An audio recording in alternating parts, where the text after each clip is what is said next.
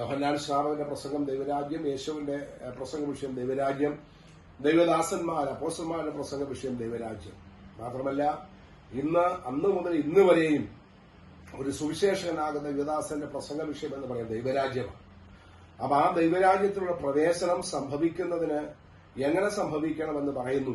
അതിനാ പറയുന്നത് മാനസാന്തരപ്പെടുക, ഞാൻ പാപമോചനം പ്രാപിക്കുക എന്നുള്ളതാണ്. ഞാൻ അതിന്റെ വിശദീകരണം പറയുന്നില്ല. അപ്പൊ ആ ദൈവരാജ്യം എന്ന് പറയപ്പെടുന്ന വിശുദ്ധ ബൈബിൾ പഠിച്ചാൽ ദൈവ സഭ എന്ന് നമുക്ക് കാണുവാൻ കഴിയുന്നുണ്ട്. കർത്താവിനോട് ഒരിക്കൽ ശിഷ്യന്മാർ ചോദിച്ചു, ദൈവരാജ്യം എവിടെയാണ് എന്ന് വെളിപ്പെടുന്നത് ചോദിച്ചപ്പോൾ കർത്താവ് പറഞ്ഞു, ഈ ദൈവരാജ്യം എന്ന് പറയപ്പെടുന്നത് അത് നിങ്ങളുടെ ഇടയിൽ തന്നെയുണ്ട്. റോമാലേഖത്തിൽ പറയുന്നുണ്ട്, ദൈവരാജ്യം എന്ന് പറയുന്നത് ഭക്ഷണമല്ല, പാനീയമല്ല, നീതിയും സമാധാനവും പരിശുദ്ധാത്മാവുള്ള സന്തോഷവും അത്രേ. അപ്പൊ ദൈവരാജ്യം എന്ന് പറയുന്നത് എക്സ്പീരിയൻസ് ആണ്. ദൈവസഭ ഈ പറയപ്പെടുന്ന നീതിയും സമാധാനവും ആത്മാവുള്ള സന്തോഷമുള്ള ഇടമെന്ന് പറയപ്പെടുന്നത് ഈ ഭൂമിയിൽ മറ്റെങ്ങുമില്ല.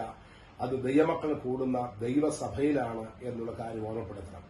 അപ്പൊ യേശു കർത്താവ് ഈ ഭൂമിയിൽ സ്ഥാപിക്കപ്പെട്ട ഒരു രാജ്യമാണ് ദൈവരാജ്യം എന്ന് പറയപ്പെടുന്ന ദൈവസഭ. അതിന്റെ പ്രജകളാകുവാൻ, അതിന്റെ പൌരനാകുവാൻ, അല്ലെങ്കിൽ ഒരു സിറ്റിസൺ ആകുവാൻ കർത്താവ് നമുക്ക് ഭാഗ്യമൊരുക്കി.